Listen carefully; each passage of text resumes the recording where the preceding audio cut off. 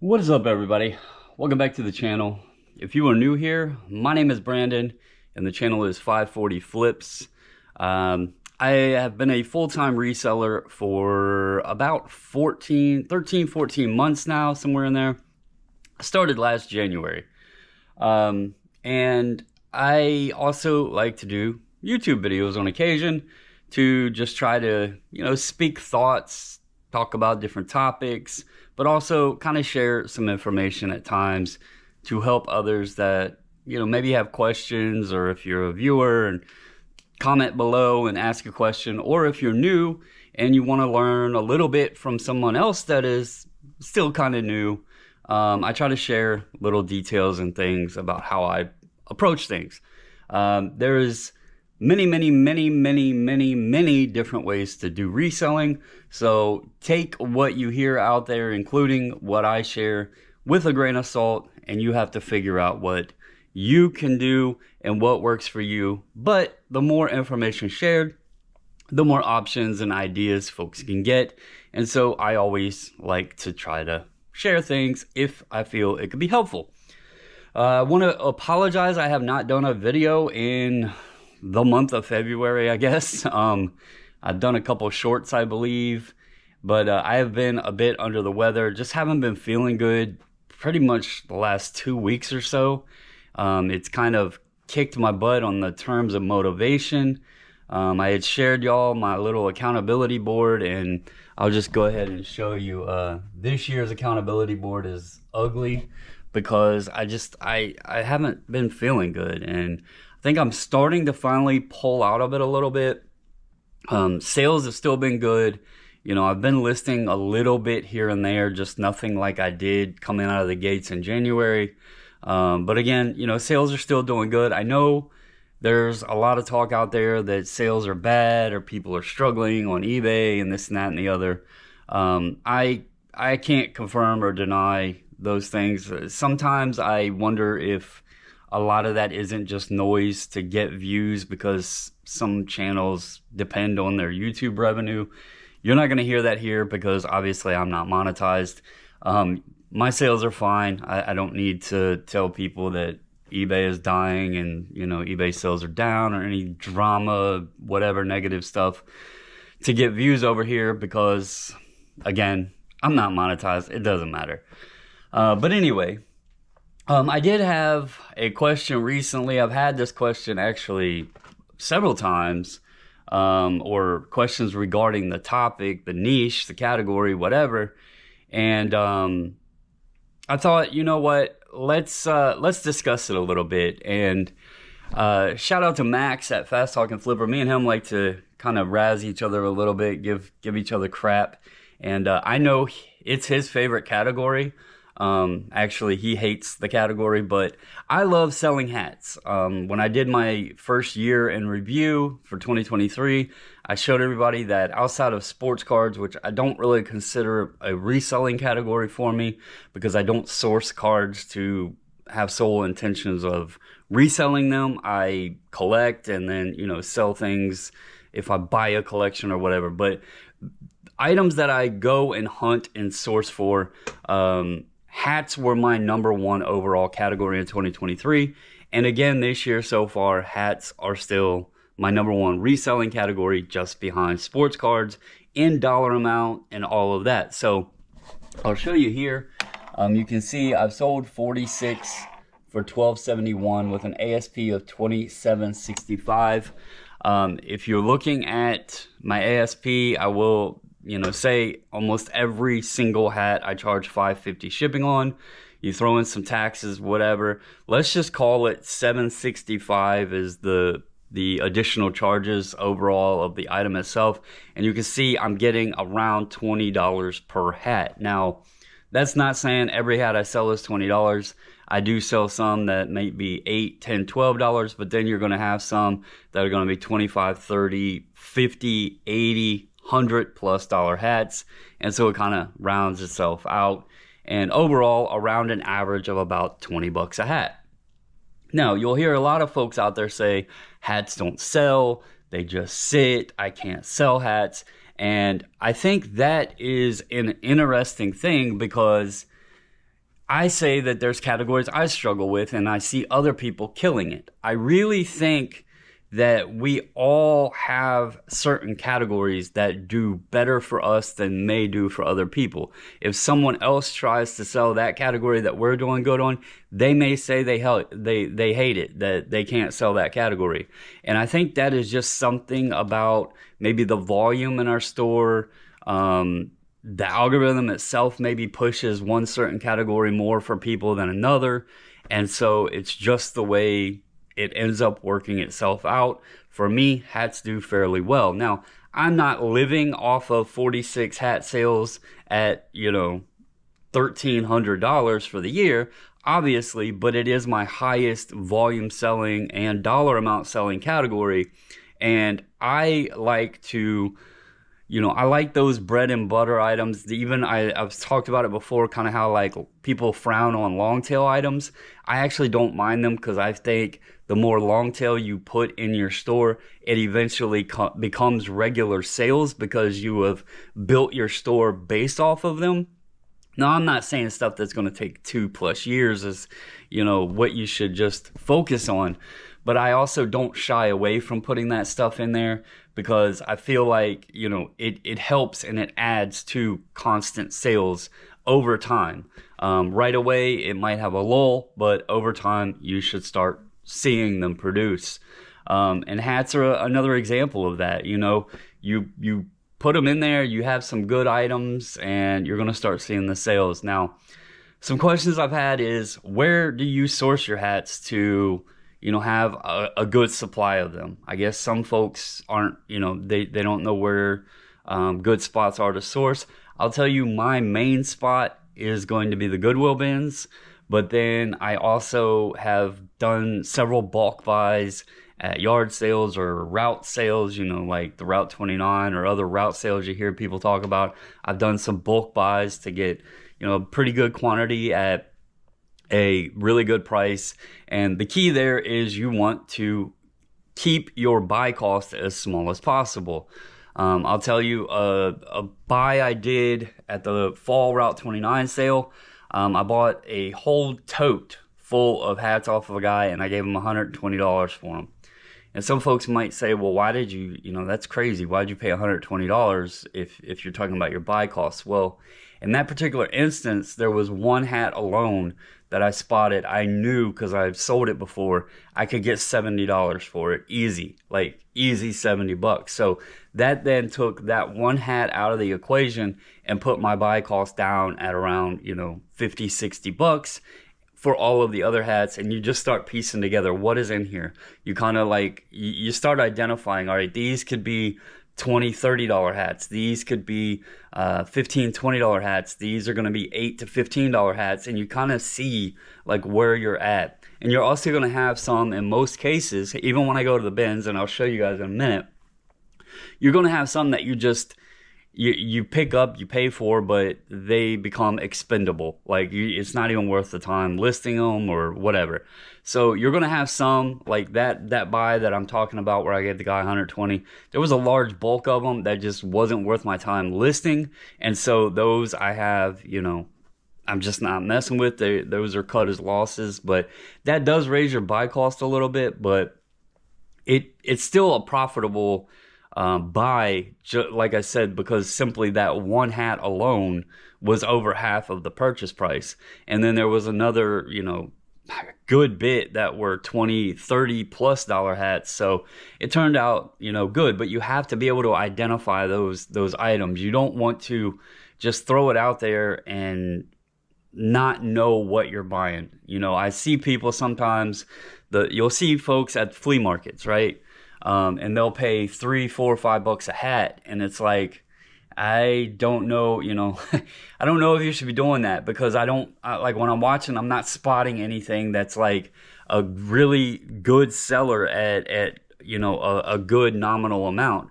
They're paying $3, $4, $5 a hat for hats that I would assume are going to do like $12, $15. And you might say, well, that's not bad. Well, it isn't bad, but the reality is, as good as, some folks do with hats, there's going to be some that aren't they're just going to sit, right? And you have to factor that in. You got to know like which ones are going to move quickly, which ones can I make my money back on, which ones can I make my profit on, which one can I make my money back on. You know, I'm repeating myself now. But yeah, you get the idea. So I went to the bins yesterday. I really have not sourced hardly anything at all this year. I went to a estate sale on February 1st, which I'm wondering now if that isn't where I started to feel bad. But I went to that estate sale. I bought 6 items at that sale for $18. I had hit the bins back in mid-January. I bought 2 items. There was bad weather. They didn't get any inventory in. So I had found 2 items there that I paid $4.50 total for. I sold both of those items for, I think it was $43. So that was a good turnaround, you know, on a bins trip. It was a little mini Maglite and then a pair of Timberland boots that I had found. But overall, like, you know, the estate sale, I spent 18 bucks.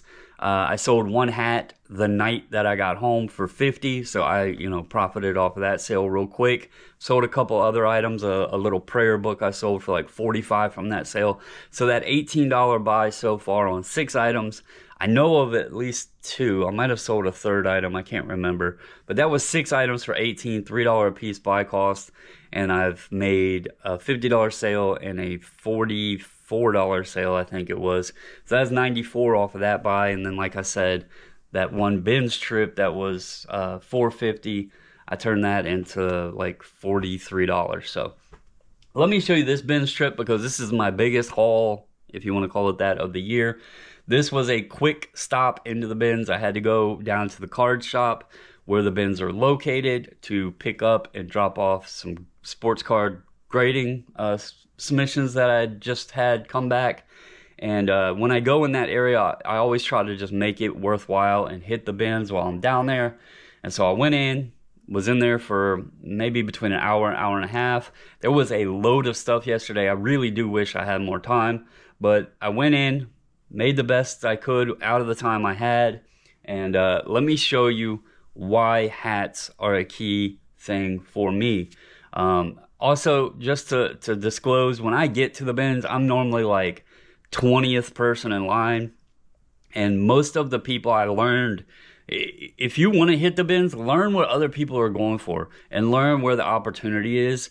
Because I learned really early on at my bins, the way it's set up, there's a row of toys, there's hard goods, there's clothing, there's some media bins, and then there's hats and bags and luggage, and then obviously shoes. I noticed that shoes people go crazy about, toys people go crazy about, clothing people go crazy over. The hard goods, most all of that stuff is broken and people start throwing stuff. But there was opportunity in the bins with the hats. And I didn't mess with the bags at first. And then, you know, after going a bit, I was like, there's opportunity here for these backpacks and purses and stuff too. So I do mix those in now as well.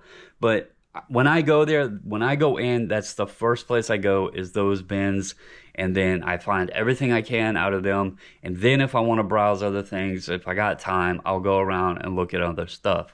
But I make sure that I hit those first, because I always know I can get volume and I can make money off of that trip. So yesterday I spent $33.26. All right. I got all of these hats and stuff here. I got these couple pair of shoes, and then I got like 8 purses, little bags, leather bags, totes, purses and stuff. And then I also got another item. I got to do more research and testing on it, but I think just the unit and electric plug alone I can get like 65 out of, but I got to test that and everything and look into it a little bit more. But $33.26 is what I spent. I'm going to show you here. So these are a pair of flip-flops. They're in really good shape. I didn't notice any defects. They look really clean. Those should do about 15 bucks. Here's a pair of nice Timberland, size 12, really good shape. I'm going to throw some leather cleaner on them. These, I think, can probably do anywhere from 20 to 30. And then These Ariat boots, I seen the Ariat logo on the bottom, and I couldn't believe that they were just sitting in the shoes. I got these right before I left. I looked them over. There's nothing wrong with them. Like, even the insoles, they look clean as can be. I don't know why they were just sitting there. I mean, but these should be an easy 30 bucks themselves. Again, I'm gonna clean them up a little bit with the leather cleaner. So you figure right there, that's probably about $65, $70 in just shoes, in 3 pair of shoes. So at that point, I am at double my money, okay? And this is where the hats come into play. Hats don't weigh much at all. The bulk of my weight was right there in the shoes and in leather purses because the leather has weight to it. These hats probably cost me, I don't know, $5 or so, between 5 and 10 at most for all of these hats. And I counted them up, there's 31 total here. All right, you figure the math out. Let's say $7.50 on 30 hats. It's very, very cheap buy costs, but you don't want to grab everything. And I see a lot of people just going for sport team hats, and you know, that's fine because people know teams and they do sell, but it's a saturated market. And when I hear people talk about, well, hats just sit or they don't sell, I wonder sometimes if that's what they're mostly buying, and it is a heavily saturated market. You're going to see here some, I'm not going to, you know, go through and like in detail of all of them, but I'm going to show you some stuff here because this is kind of what I go for now. For one, these hats here, these cabbie, little newsboy cabbie hats, these things are great. People love them. This one is even better because it has the little ear flaps in it. If it is 100% wool, it will sell well, but just make sure it doesn't have any moth holes. If it's a vintage and a good brand, even with a little bit of moth holes, just notate it in your listing, show clear photos of it, and it'll still sell for decent money. This one here is a wool blend, and it's probably a $10 to $15 hat, and will probably sell pretty good. This, Alaska, you know, a place that you're not going to see a lot of stuff, you know, from. How many people are really getting Alaska hats? This pattern on it with that bear, it's a really cool pattern. I think the colors are nice on it. It's very clean. I think this could do maybe 8 to 12 bucks. Worth picking up. Here's an Under Armour hat. People love Under Armour. This also is Atlantis and Bahamas. You know, somebody might go on a trip or been on a trip and they want a nice Under Armour hat. Here you go. It's got a little bit of makeup in there, but we can clean that up easy. So not a bad hat. This, I don't know what this logo is. I got to look into it. But again, it's an Under Armour hat. It's clean. You know, pick it up. Never know. Breitling, this one I knew was a good watch company, but this hat probably will be one that I may toss or list at just a like a discounted price over what it normally goes for. Has some writing on the bottom of the bill. But even hats, sometimes if they're a rare hat or like a luxury type brand or like a designer brand or something, even if it's dirty or something, people might buy it because they might want to, you know, try to clean it, or if it's a rare hat, they may want it. This would be something I normally wouldn't pick up, but it is from 03. So being 21 years old now, I didn't know if somebody would be interested. I grabbed it. It needs a little bit of cleaning there. We'll see what we can do on it. Again, it could be one that gets thrown away. Here's a Barstool Sports with the leather backing. Got a little bit of sweatband dirt, but that's nothing, you know, that's easily cleaned up. Here, Chief Wahoo, baseball season's about to start, 47 brand, nice hat, clean, another good one. Now, spring training. So this is kind of off the wall. It is a sports hat, but spring training is about to start. I seen it, I figured this could be good. It is Phillies, big fan base. It's also Twins Enterprises. And it also, as you see, even though it's torn, still has the tag on it. Brand new hat there. So go ahead and pick it up. It's cheap. Golf hats. If you have country clubs and stuff. Some of these country clubs, I can't remember the name of it off the top of my head right now. But I got some a while back and it blew my mind how much the hats sell for. Just because some of the higher end country clubs, People will pay up for that stuff because it's exclusive, it's premium, it's expensive, and you know, if they can't maybe get into the club or they want to look notable, they might buy that stuff and pay a premium. I don't know about Brookfield. I haven't looked this up, but I did notice, you know, it was a Brookfield Golf Country Club. Figured I would grab it and take a chance. This one I got to look into a little bit more. I think it's okay to sell this because I think it's like a novelty or souvenir hat. But stuff like this with the National Park Service, it can get taken down sometimes. I think this one's okay because I have seen some solds on this one. But it's made in America there, National Park Service.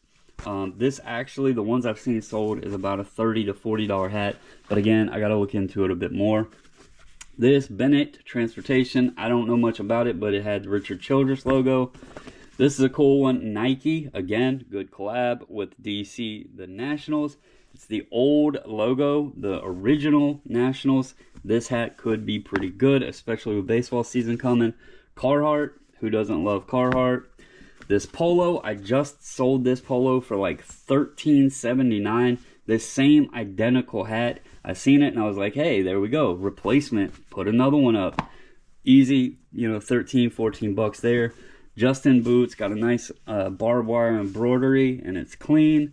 That might be one somebody wants. This is a Armed Forces hat here. Melissa Etheridge.